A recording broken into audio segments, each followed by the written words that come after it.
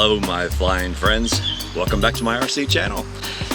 Sometimes I take my aviation goggles and go flying. Sometimes I take my FPV goggles and go quad or drone flying. But today we're going on a different adventure.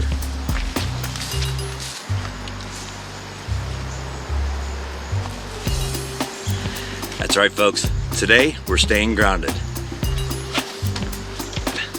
So welcome to my RC adventure. I'm Captain Mavic.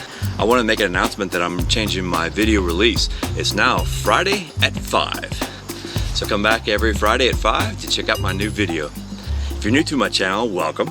I do video productions on the RC hobby, and it could be anywhere from RC events of all different types of anything RC, airplanes, quadcopters, drones, aerial photography. I do reviews and some how-to tutorial videos.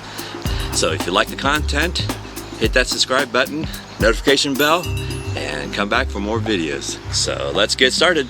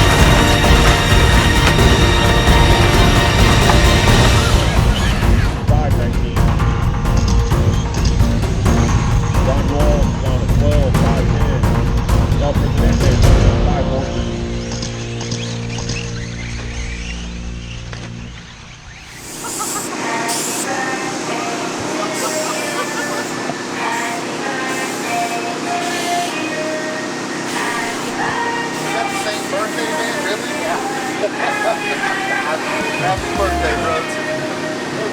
What do you got here? Got me a little trailer. I've got this set up on, it's gonna film real slow motion. Okay. So I want to pull it around, just drive it around and just, get some footage. Dude, you're amazing.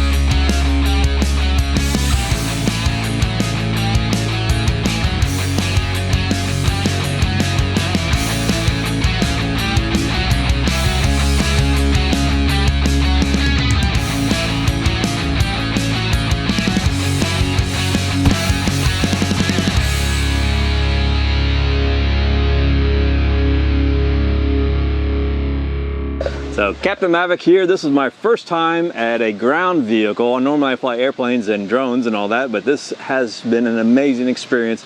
I'm with El Presidente, Sean. So how long has this organization been in existence? So this kind of came to fruition around 2015. Okay. Started with a spring fling festival. This facility we have used to be just a green grass area. Okay. And a group of folks got together and said, hey, what if we put some pipes, some black pipes down and some wooden jumps and run RC trucks at a festival. And our town of Avon manager and some other folks took a look at it and said, hey, why don't we put a track in? That's amazing. So a lot of hard work's gone into with the town of Avon and the Parks Department, and our club kind of helps out to maintain and that type of thing. So we're at the Avon Town Hall Park. Correct. Okay, in awesome. Avon, Indiana. Yep. Yeah, well, this has been amazing. So then you got a whole structure for the pilots or the drivers. I'm used to saying airplane pilots. Yeah, sure. That's amazing structure. So how long has this been in existence? So it was built when they initially put the track in. I'm not really sure how long it took to get it built, but again, a lot of sweat equity that went into the crew that put it together, and just a great facility that is open to the public. So that's, I think, what makes what we do so unique is it's open all the time, and we partner with the town to help maintain the track, run races, and really promote the hobby. Absolutely. Hobby. I was as I came here, I saw a couple families that come and said, hey, how many times you been racing? How long you been racing? And they said, this is our first time. So that's always amazing that you guys are so open to bring in family and friends. Right. So yeah, kind of a grassroots effort, so to speak. Yeah. How large would you say your community is? You racers? If I know, on any given race day, we probably range from 50 to 70 entries. Okay. Which would be anywhere from 70 plus racers. Because people run multiple classes. So it seems like this past summer we've added some things like a timing system and really just tried to grow what we're doing, and we've seen folks kind of grow with that. So speaking of timing system, so how does this work? Yeah, so basically what this is a transponder. This is called an MRT transponder. And we have a timing loop that these go into the vehicles. Okay. And so when the vehicles come across that loop, which is basically like stereo wire, picks up this frequency and then, transmits all that data to the software program. So is it buried?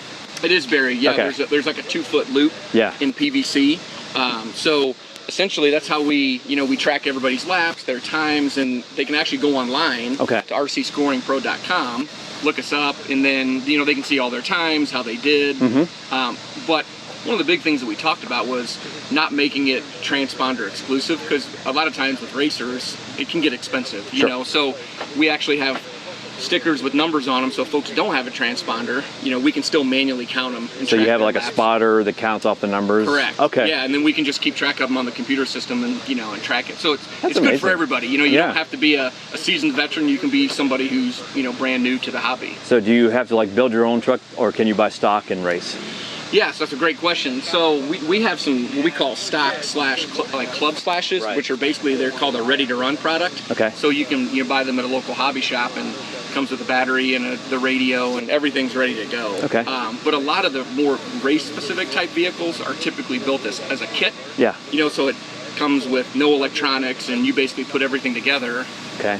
And pick your tires, you paint your body. That's why you see a lot of the custom. So it's a lot of experience to know kind of what electronics you want to go with it, and tires and. Yeah, and a lot of that too comes down to the local tracks where people race at. I know we get questions all the time where, what type of tire should I run, or what kind of electronics do I need to put into this vehicle or that? Because it can be intimidating for people that are new to the hobby, which I was a couple years ago, and I've gotten to know a lot of experienced racers that provided a lot of great, so we're trying to give that experience back to people. That's amazing. So this is dirt track. Do you also have like an on-road track? We do, actually. One of our officers, his name's Aaron Johnson. We have a portable, I'll let him kind of tell a little bit about it, but we have a portable track that he's built with a couple of our other members that we take up to basically a parking lot, and set up the portable track, and it's an awesome time. Similar setup to this, is just on a parking lot. And so how often would you do races here? Like every weekend? So we race typically once a month here, and then we have races once a month on our on-road track. Oh wow! So awesome time. So if you do a crash, did you get time to rebuild for the next one? Exactly. Cool. Exactly. Well, you want to bring in Aaron? Yeah, absolutely. So you do the on-road tracks. So Yes, kind of explain how that works. Basically, it's pretty similar to what we have going on here, but instead of running like off-road buggies and stuff, we run on-road cars. Some of the most popular classes are like vintage Trans Am. There's a USGT class that's real popular, and then we have a class that's called an outlaw class that is kind of specific to the area. Okay. But it's a very easy class to get into, and you can run anybody, any motor, pretty much anything that you want in it. Right. Which is a very popular class as well. Wow, I'm gonna have to check that one out too. Yep. Where do you normally hold that one? That is typically at the Hobby Town on the north side in Castleton. Okay. That's actually where our timing system came from. Also, they let us borrow that for both the off-road and the on-road races. Oh, nice. So it's a huge help. I know that store well. I've bought a lot of airplanes there. Yep. They sell a lot of everything, both for crawlers and the racers. And everything. Their car division is just overwhelming. Yeah. It's just too cool. They even have a little indoor track, where you can try before you buy. I think. Yeah, they've got that little crawler track. Yeah. Yeah. That's too cool. Yep. Wow. So how long would it take you once you get onto the parking lot to get set up? Due to some changes that we made to the track just over this past winter, it used to take about 2 hours to set up the track. The last time that we did it, we had it down about an hour and 15 minutes. Nice. So we definitely sped things up with that. Yeah. We're hoping to make it a little faster over this next winter. We're going to make some additional changes, and hopefully that'll pan out, but we'll see. So it's typically the same thing. People bring pop-up tents, their generators for charging batteries and all that stuff. And yeah, it's pretty much the same thing. There's no on-site electricity there, Right. so it's the same situation we have going on here. All right. So. Well, cool. Well, thanks for your input. Right, thank you. I will definitely get some footage of that next time they do a race. Thanks for joining.